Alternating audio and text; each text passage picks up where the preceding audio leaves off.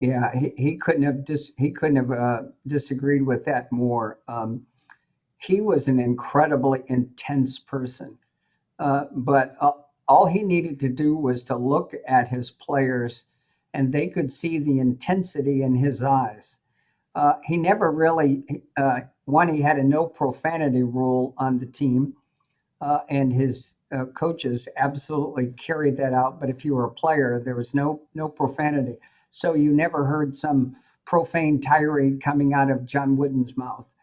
Goodness gracious sakes alive was about the meanest thing that he ever said. But when Coach Wooden said goodness gracious sakes alive, believe me, the troops lined up. And his sense of preparation and discipline and intensity was all he needed to have. And he didn't march up and down the sidelines. Most of the time, he sat on the bench because he had spent all week tremendously preparing for the 40 minutes of basketball that they were going to play. His opening speech might have been, "Gentlemen, we worked real hard this week. The coaches and I have done our job. Now you need to go out there and do your job. Let's go do our best." That was about the extent of John Wooden's pregame speeches. Right. So it was all about the preparation. So you're describing it as, and I know this is true looking at the stories and the players that have been phenomenal players professionally afterwards and who still say great things about Coach Wooden. There was enormous loyalty to him. So it helps that you're winning to get that loyalty. But is there something else that kind of built that loyalty? I mean, if he looked at them, they were going to try to do their best for him. That's incredible. They'd run through walls. He loved them. Okay.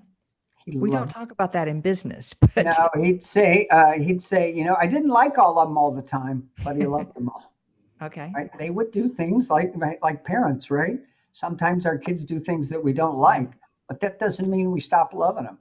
And he had that sense, right? Two most important words in the dictionary: love and balance.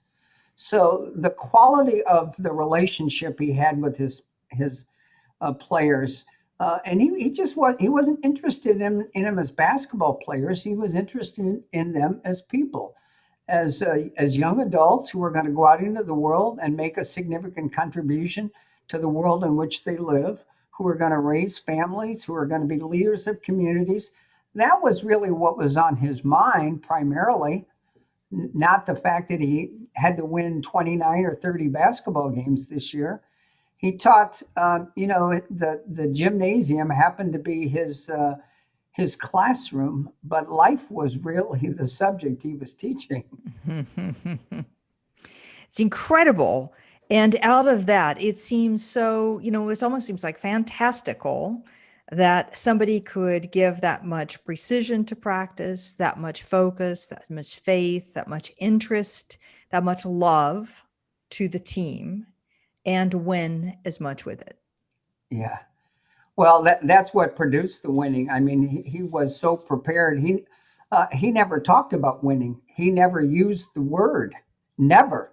His players never heard him use the word win or lose. Never. And I've talked to players all the way back that played for him at South Bend Central High School, and he never used the words win or lose. So what did he say then? Well, he talked about effort. He talked about preparation. He talked about focus. He talked about excellence. He talked about doing your best. He talked about the blocks on the pyramid. He talked about condition and team spirit. He talked about competitive greatness, the enjoyment of a difficult challenge, of being your best when your best is needed. And he talked about the process, right? The process of becoming great and good. And he knew that ultimately that would produce better scores on the scoreboard at the end of the game. Often sometimes I've heard of some of his players say often coach didn't even know who we were going to play on a given night because he really wasn't focused ever on the opposition. He was focused on what his team does. That's a great lesson for business today. Too many teams, too many businesses, too focused on the market and the competition and not focused enough on what they do best and how they need to get continually better and better and better at what they do. Right. So there's a lot of powerful lessons that translate to running an effective business these days.